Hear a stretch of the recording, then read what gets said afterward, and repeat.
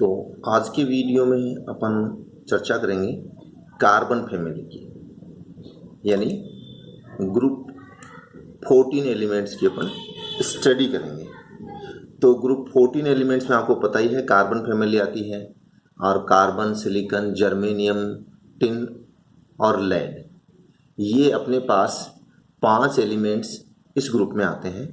तो इन पांचों एलिमेंट्स की अपने को स्टडी करनी है। अब अपने को पता है कि इन पांचों एलिमेंट्स में जो कार्बन एलिमेंट है वो कार्बन एलिमेंट ऐसा है जो सबसे ज़्यादा पी पाई मल्टीपल बॉन्ड्स बनाने वाले कंपाउंड्स बनाता है। यानी जो मल्टीपल बॉन्डिंग पाई जाती है नेचर में, वो सबसे ज़्यादा कार्बन कार्बन के बीच में पाई जाती है।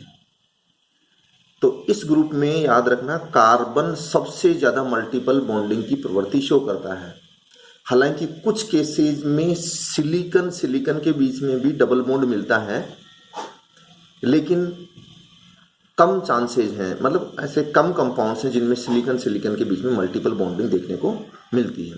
अब देखो, कार्बन कार्बन के बीच में भी डबल बॉन्ड मिलती है, ट्रिपल बॉन्ड भी मिलता है, लेकिन अन्य जो एलिमेंट्स हैं इस ग्रुप के, उनमें ये ट्रिपल बॉन्ड नहीं मिलेगा। कार्बन अन्य एलिमेंट्स जैसे ऑक्सीजन, सल्फर, नाइट्रोजन, इनके साथ भी मल्टीपल बॉन्ड से बनाता है। ध्यान रहे, जो कार्बन के नीचे वाले एलिमेंट्स हैं, अर्थात जो सिलिकॉन, जर्मेनियम, टिन है, वो पी पाई मल्टीपल बॉन्ड्स क्यों नहीं बनाते? क्योंकि इनके जो एटॉमिक ऑर्बिटल्स हैं, क्योंकि अपने को पता है ग्रुप में अपन ऊपर से नीचे की तरफ चलेंगे तो जो वैलेंस शेल के एटॉमिक ऑर्बिटल्स हैं उनका साइज क्या होता है? बढ़ता जाता है। तो इनमें जो एटॉमिक ऑर्बिटल्स हैं उनका साइज बड़ा होने के कारण क्या होता है? इफेक्टिव ओवरलैप नहीं हो पाता है। क्या नहीं हो पाता? इफेक्टिव ओवरलैप नहीं हो पाता है। और जब इफेक्टिव ओवरलैप नहीं होगा तो सीधी सी बात है, बॉन्ड क्या बनता है? वीक। इसलिए ऐसा बॉन्ड इसमें बनता ही नहीं है। बहुत रेयर केसेज में ही सिलिकॉन के बीच में क्या मिलता है अपने को? डबल बॉन्ड मिलता है। लेकिन ट्रिपल बॉन्ड कार्बन के अलावा अन्य एलिमेंट्स में देखने को नहीं मिलता है।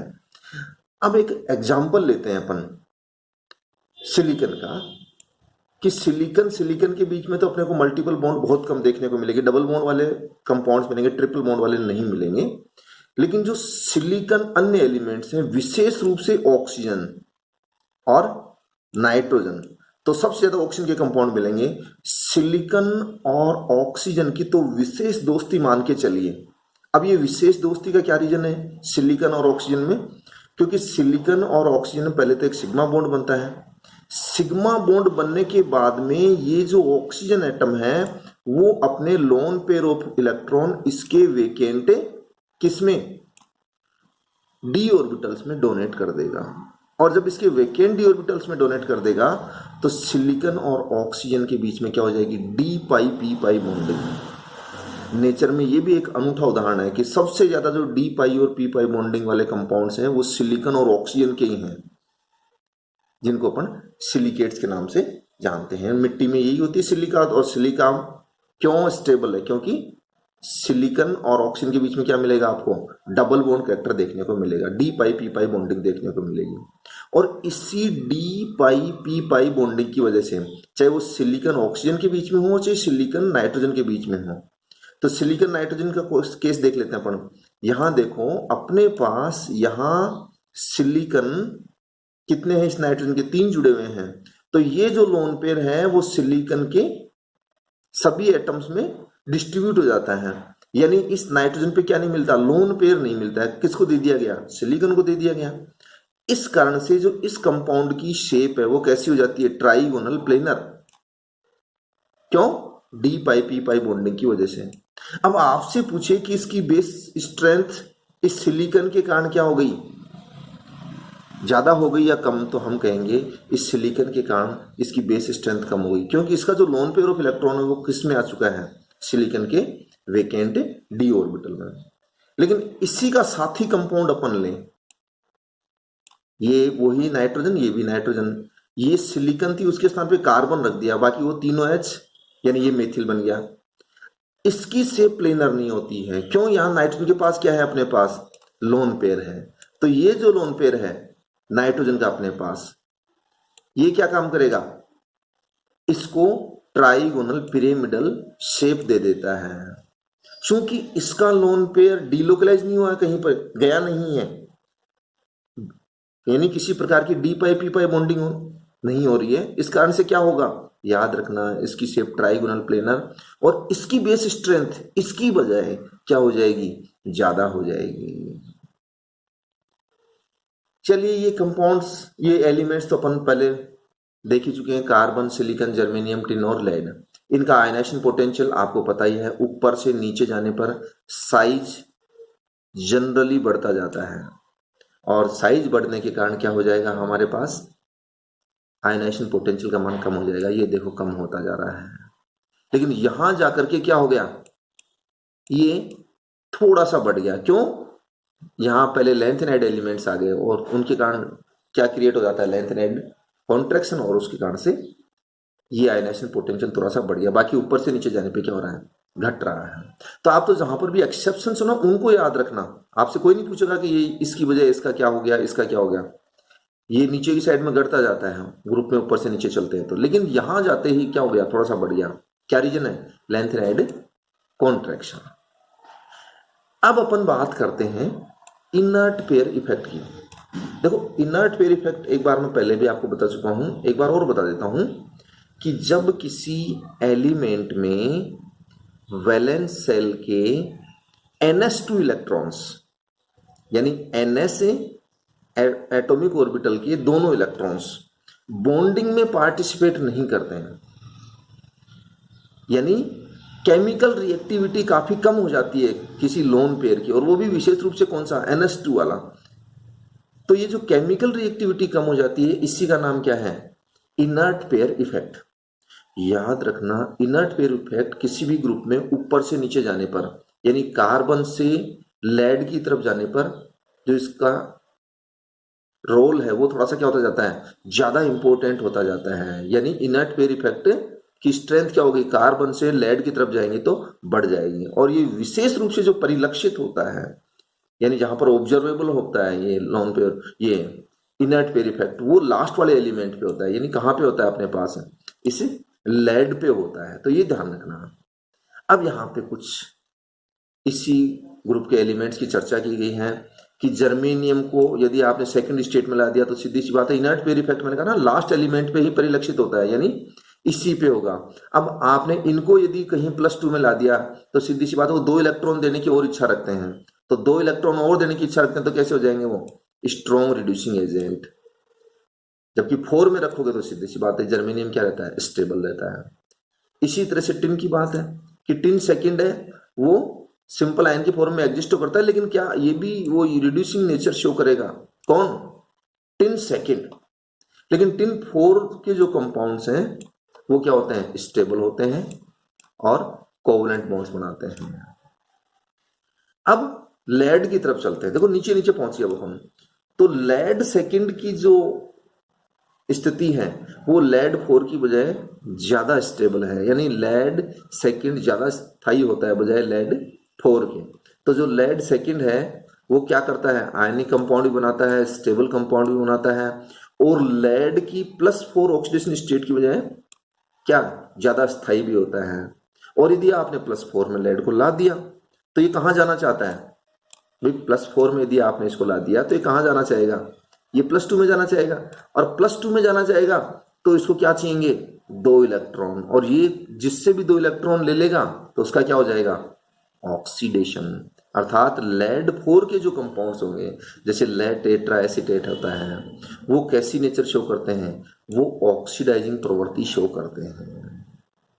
तो ये याद रखना है आपको लेड का, विशेष रूप से इस ग्रुप में, कि जो +2 ऑक्सीडेशन स्टेट है वो इस ग्रुप में सबसे ज्यादा स्टेबल किसकी होती है, तो होती है लेड की। अब अपन बात करते हैं कि जो +4 और +2 ऑक्सीडेशन स्टेट्स हैं अपने पास, तो क्या ये वाले जो कंपाउंड्स होते हैं वो क्या होते हैं, ज्यादा आयनिक होते हैं। +4 में जाते ही फिर क्या, कोवलेंट कैरेक्टर बढ़ जाते हैं, अपन वो जानते हैं, फायंस रूल्स के द्वारा इसको समझाया जा सकता है। अब अपन बात करते हैं कार्बाइड्स की। देखो जनरली किसी के भी यदि आइड जुड़ता है लास्ट में, IDE, तो आइड जुड़ते ही समझ जाना कि उसके ऊपर कहीं ना कहीं नेगेटिव चार्ज आ रहा है। तो कार्बन जब अपने से कम इलेक्ट्रोनेगेटिव एलिमेंट के साथ जुड़ा होता है तो कार्बन अपनी तरफ इलेक्ट्रॉन डेंसिटी ज्यादा कर लेता है, यानी कार्बन के ऊपर क्या आ जाता है, थोड़ा सा नेगेटिव चार्ज आ जाता है। और जब कार्बन के ऊपर थोड़ा सा नेगेटिव चार्ज आ गया, ये क्यों आ गया? क्योंकि जो इसके साथ जुड़ा है उसकी इलेक्ट्रोनेगेटिविटी क्या है, कम है। तो ऐसी स्थिति में जो कंपाउंड्स बनेंगे उनको अपन क्या बोलते हैं, कार्बाइड्स बोलते हैं। यानी कार्बन के ऐसे कंपाउंड जिनमें कार्बन की इलेक्ट्रोनेगेटिविटी बहुत ज्यादा होती है दूसरे एलिमेंट की बजाय, और उसके ऊपर क्या आ जाता है, कार्बन के ऊपर नेगेटिव चार्ज आ जाता है, तो उसे अपन क्या कहते हैं, कार्बाइड कहते हैं। अब जो कार्बाइड्स हैं उनको तीन भागों में बांट रखा है, यानी तीन क्लासेज बना रखी हैं। एक तो आयनिक और साल्ट लाइक कार्बाइड्स। आयनिक और साल्ट लाइक कार्बाइड्स में क्या होता है, बिल्कुल आइसोलेटेड कार्बन एटम या कार्बन एटम्स मिलेंगे जिनके ऊपर नेगेटिव चार्ज होगा। यानी एक कार्बन भी हो सकता है, अपने पास दो कार्बन और उनके ऊपर भी नेगेटिव चार्ज हो सकते हैं, दोनों एक दूसरे के साथ ट्रिपल बॉन्ड के द्वारा जुड़े हों, या अपने पास C3 भी हो सकता है, यानी तीन कार्बन हो और वो तीनों कार्बन आपस में मल्टीपल बॉन्ड्स के द्वारा जुड़े हों, लेकिन उनके ऊपर क्या हो, नेगेटिव चार्ज हो। जो सिरे वाले होंगे ना C3 में, उनके ऊपर क्या हो, नेगेटिव चार्ज हो, तो वो तो आयनिक हो गए अपने पास। अब आयनिक में देखो यहां से अपन लेके आएंगे कि जो अपने पास कार्बाइड्स हो और उनमें एक ही कार्बन एटम हो और उसी के ऊपर नेगेटिव चार्ज हो, यानी जितने भी कार्बन एटम और भी यदि हो तो वो सब के सब एक दूसरे से आइसोलेटेड हो, तो उनको बोलते हैं अपन मीथेनाइड्स। जैसे एल्यूमिनियम कार्बाइड, ये बेरिलियम कार्बाइड। देखो इन कार्बाइड्स की क्या विशेषता है, यहां जो ये C3 दिख रहा है, ये तीनों C एक दूसरे से जुड़े हुए नहीं है, ये एक दूसरे से इंडिपेंडेंट है। और जब ये कार्बन एक दूसरे से इंडिपेंडेंट हो तो सीधी सी बात है, इस एल्यूमिनियम कार्बाइड अथवा बेरिलियम कार्बाइड पे अपन वाटर ऐड करेंगे तो सीधी सी बात है, अगर सेपरेट कार्बन एटम है तो कौन सी गैस बनेगी, मेथेन बनेगी। तो एल्यूमिनियम कार्बाइड को रटने की जरूरत नहीं कि कौन सी गैस देगा, आपको याद ऐसे रखना है कि जैसे अपने पास Al4C3 है, यानी 4 एल्यूमिनियम आयन है, तो एक एल्यूमिनियम पे कितना चार्ज होता है, +3, तो 4 पे कितना हो जाएगा, +12। तो प्लस का 12 है तो फिर माइनस का भी क्या चाहिए अपने को, 12 चार्ज चाहिए।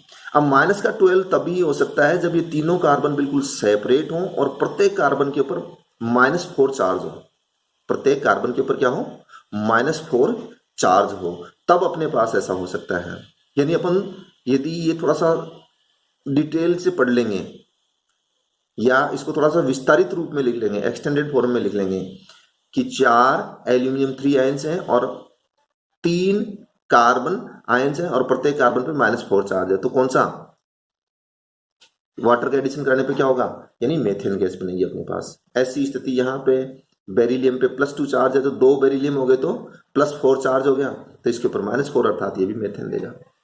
अब अपन बात करते हैं एसिटिलाइड्स की, यानी ऐसे कार्बाइड्स जिनके ऊपर पानी डालने पर क्या होगा, एसिटिलीन गैस मिलेगी, उनको अपन एसिटिलाइड्स कहते हैं।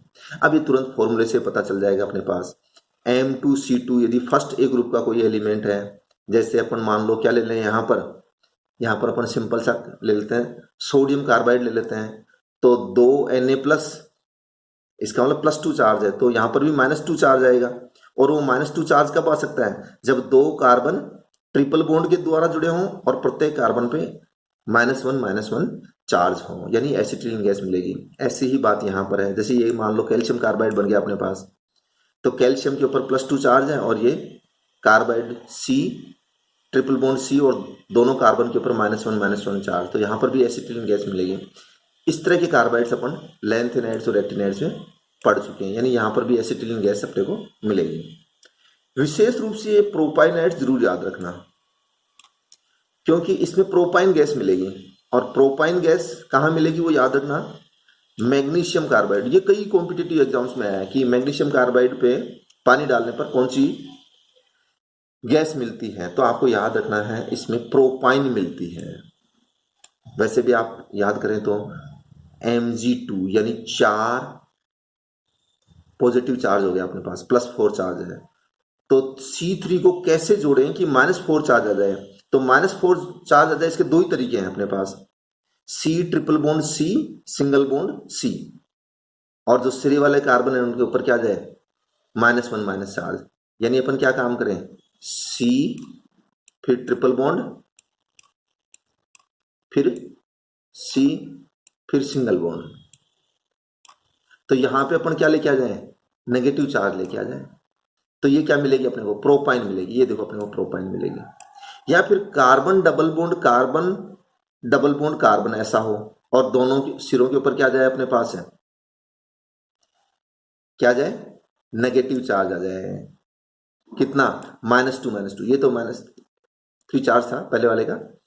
तो कार्बन डबल बॉन्ड कार्बन यदि हो और -2 चार्ज हो, तो ऐसे आयन की फिर जो क्रिस्टलीय पैकिंग होती है वो ठीक से नहीं हो पाती है, इसीलिए वो कार्बन डबल बॉन्ड वाली स्थिति नहीं बन पाती है। तो याद रखना इसमें कौन सी गैस मिलेगी अपने को, प्रोपाइन मिलेगी।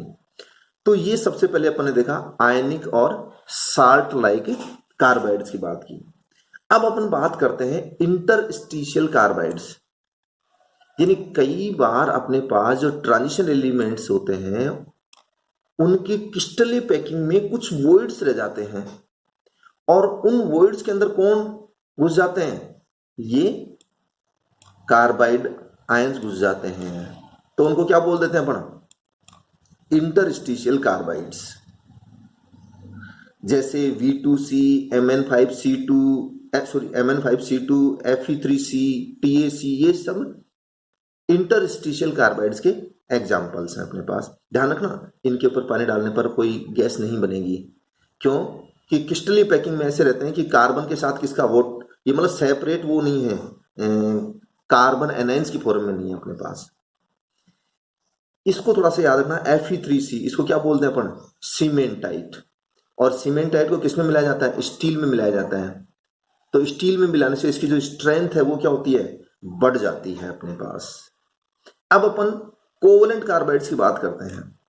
कोवलेंट कार्बाइड्स का मतलब कार्बन अन्य एलिमेंट के साथ जुड़ेगा लेकिन उसके साथ कोवलेंट बॉन्ड बनाता है। लेकिन याद रखना कार्बन की इलेक्ट्रोनेगेटिविटी ज्यादा रहेगी, जिस कारण से कार्बन के ऊपर क्या आ जाएगा, थोड़ा सा नेगेटिव चार्ज, यानी कार्बाइड की कैटेगरी में आएगा। लेकिन कार्बन दूसरे एलिमेंट के साथ क्या करेगा, कोवलेंट बॉन्ड बना के रखेगा अपने पास। अब इसका जो बेस्ट एग्जांपल है वो है सिलिकॉन कार्बाइड, जिसको अपन क्या बोलते हैं, कार्बोरंडम। सिलिकॉन कार्बाइड को क्या बोलते हैं, कार्बोरंडम। ये एग्जाम में पूछा जा चुका है। एक होता है कोरंडम, तो याद रखना कार्बोरंडम तो है सिलिकॉन कार्बाइड, और जो कोरंडम है वो है Al2O3। Al2O3 सिलिकॉन कार्बाइड है, ये बहुत ज्यादा हार्ड होता है। क्यों होता है, क्योंकि प्रत्येक सिलिकॉन 4 सिग्मा बॉन्ड बनाएगा, फिर उससे जुड़े हुए कार्बन 4 सिग्मा बॉन्ड, या तो इस तरह से 3 डायमेंशनल स्ट्रक्चर बन जाएगा, एक नेटवर्क बन जाएगा किसका, कोवलेंट बॉन्ड्स का।